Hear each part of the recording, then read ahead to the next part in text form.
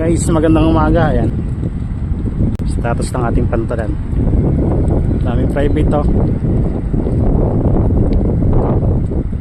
Bali meron tayong ayan, dumating na barko, yung bumabiyahing diretsuhan Starlight Eagle, nasa ramp 3. Arrival natin si Stella Del Mar. Ayan, dun sa mga nagtatanong kung bakit hindi nirarampan yung ramp 4 ngayon, makikita nyo kung may ano na, meron ng barkong rarampa sa ramp 4, Stella Del Mar.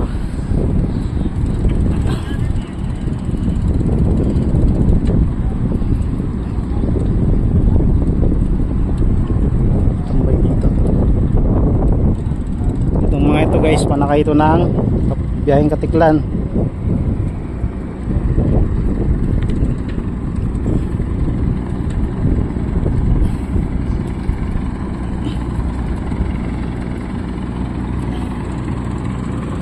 Bali ang babiyahing Katiklan ngayon si Starlight Eagle ito. At kung bakit nandito si Starlight Eagle ngayon, dahil bukas ay magmi-maintenance.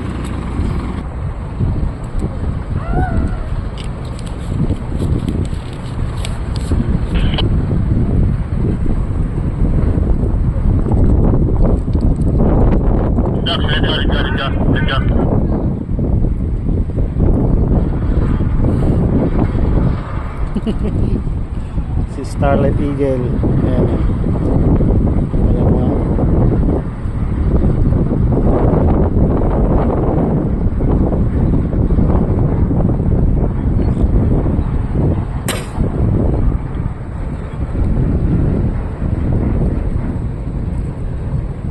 Sa akin na yan. Sa akin na ba ito, sir? Standby naman ang standby.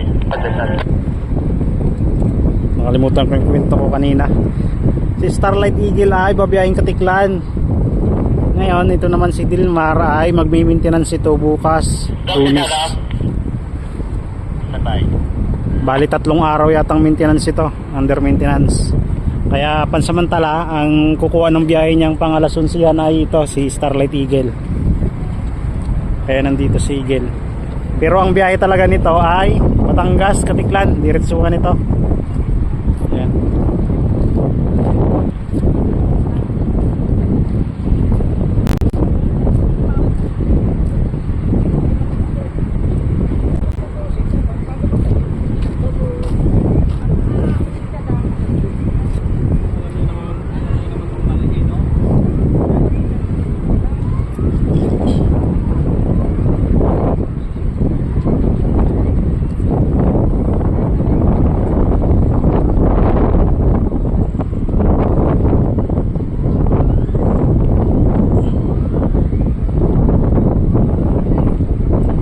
Wala yata dito si Kapbakal dito sa Eagle ngayon.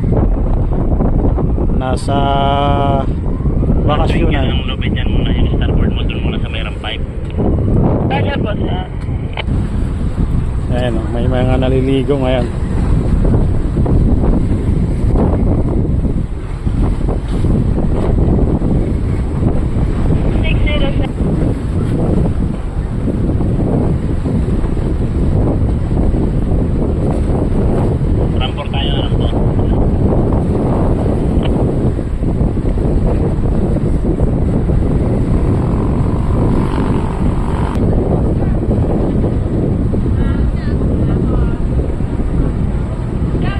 Sa ramp 5, sir.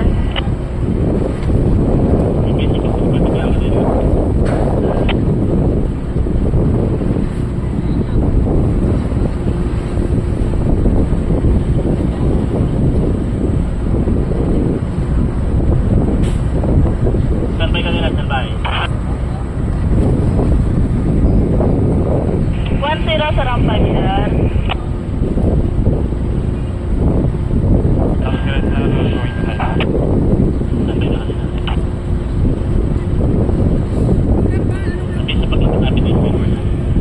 Number 4, ramp 4. Ito po ba sa ramp 5 doon sa Pupasan? Oo, dyan na muna. Kung bakit hindi nirarampan masyado itong ramp 4, dahil dito sa mga bullard na to. Sira yung bullard dito, nakali. passenger po, sir. Luminas River, sir. Iyan po. Kasi ito lang yung natitirang bullard niya. Yung bullard dito. Yan, bali. Yan yung dahilan kung bakit hindi masyadong nirarampahan itong ramp number 4. Ayan o, nabali. Yan po yung dahilan. Masyado yung starboard mo, starboard na... Kaya hanggat maaari, ang ginagawa ng ibang barko ay ramp number 5 lang talaga yung ginagamit nila. Masyado ang starboard na lubid po Para sakaling maglagay sila ng lubid, sa proa, ayun dun o, lalagay nila dun. Saka, yun, dun.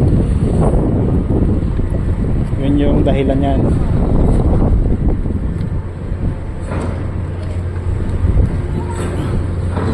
Pero ngayon, rarampa si Dilmar sa ramp number 4.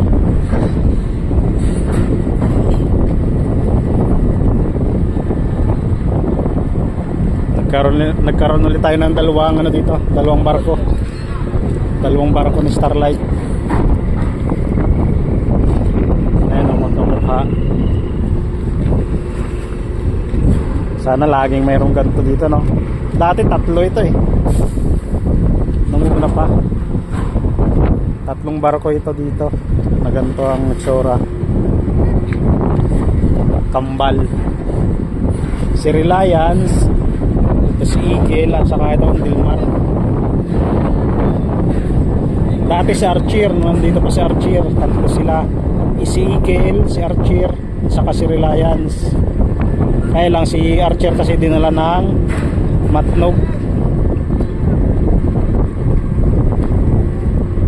Doon siya bumiyahe, biyaheng Liluan, Saklay. Hanggang sa nag-open kami ng ibang mga ruta, yung mga barko ni Starlight ay pinagdadala doon. Sina ni Stella Maris, si Pioneer. Pero ito talaga si Dilmar, dating galing Surigao ito, biyaheng Surigao ito. Kaya lang hindi kami success doon sa Surigao. Ganun din, supply pa rin.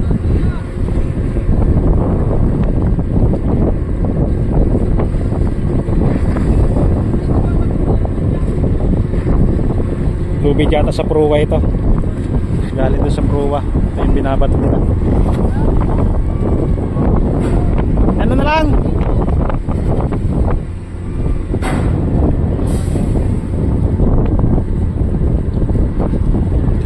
Inong!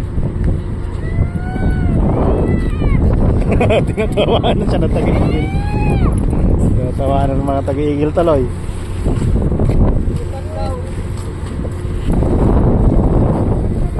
Lipat na.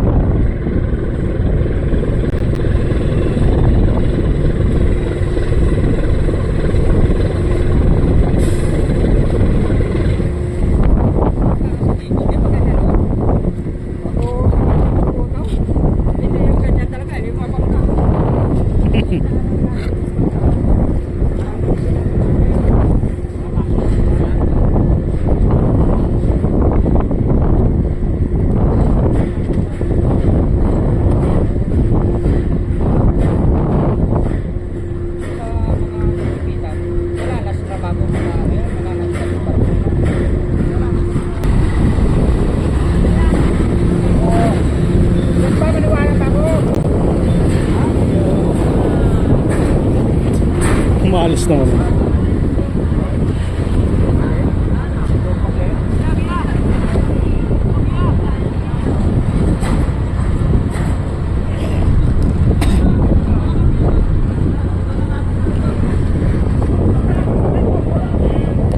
Yun. Abot.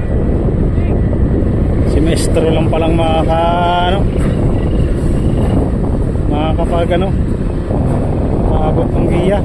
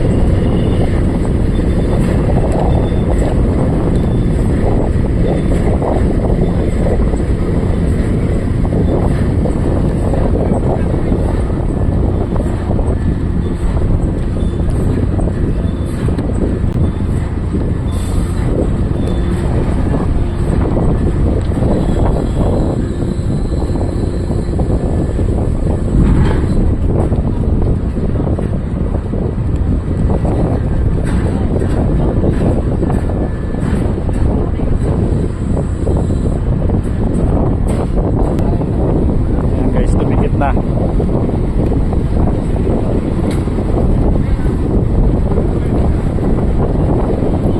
Lakas ng hangin.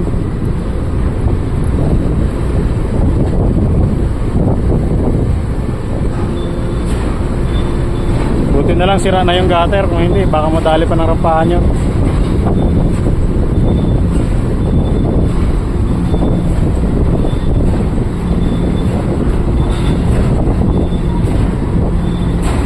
Nahirapan si Kapniko ah. Ha?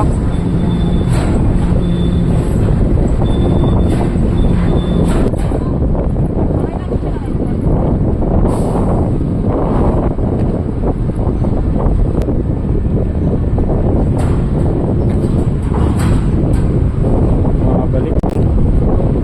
Dapat po na inapulog si Katiklan o. Oo. Okay guys, stop palabas ng stop na ng magpalabas ng rolling cargo sa Tilmar.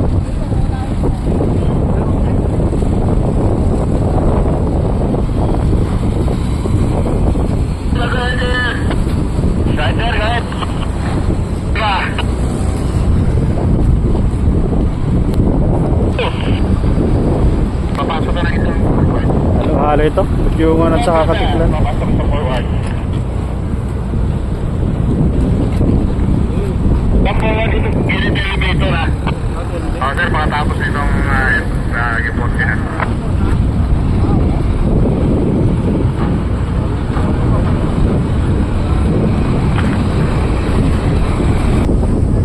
Okay guys, finish unload. Start tayo mag-loading kay Starlight Eagle, Pakatiklan.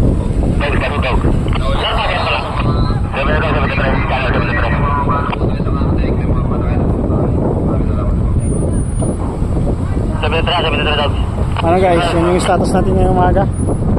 Dalawang barko yung babiyahe. Isang Paudyungan at isang Pakatiklan.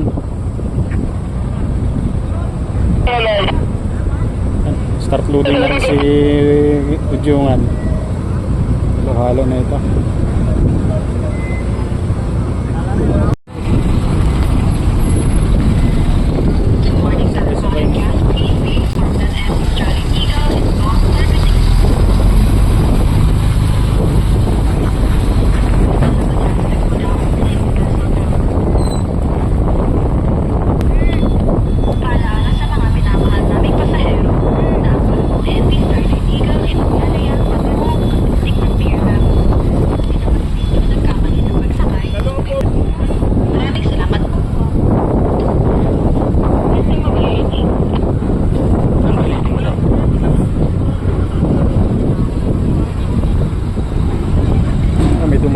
pala, dumating na rin pala siya.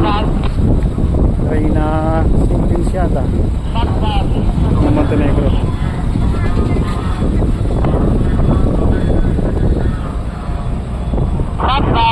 Go ahead. Pasensya na kung hindi ko mag-overlap at ako may ginagawa. Ramel Lapis na alagay. O yung nagpapaluting dito kay Okay na, nandiyan sa baba. Starlight Eagle para hindi kami magkalituhan. 3 star direct.